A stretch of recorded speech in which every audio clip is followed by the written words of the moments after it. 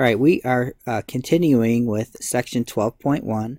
Again, I mentioned in the previous video that we have an unusually large number of videos for this section, and that's because really it is the building block for the rest of this unit. So if you have any questions about any of the previous videos, make sure you get those answered. So we have these three trig ratios here, and it is kind of confusing.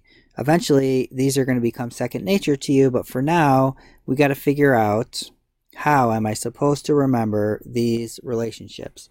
So what we're going to do is we're going to use a mnemonic device, and this one is so, ka, toa. All right.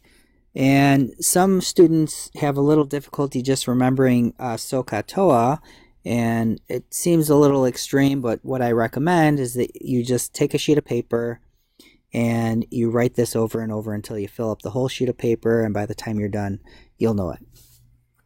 So, what does SOHCAHTOA stand for? Well, this S stands for the sine ratio, which is equal to the opposite side over the hypotenuse. The S here is the S for so, and then opposite over hypotenuse. The C here is for cosine, and the AH is that it's the adjacent side over the hypotenuse. So again, this C goes with that C. The ka, the first C is for cosine. And then you probably figured out by now that this T here stands for tangent. And the tangent ratio is the opposite side of the triangle over the adjacent side.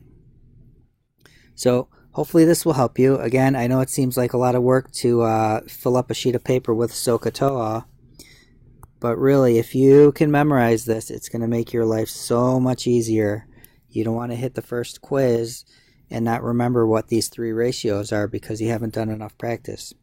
So if you have any questions, make sure you ask, and in the next video we're going to start looking at some examples. So we'll see you there.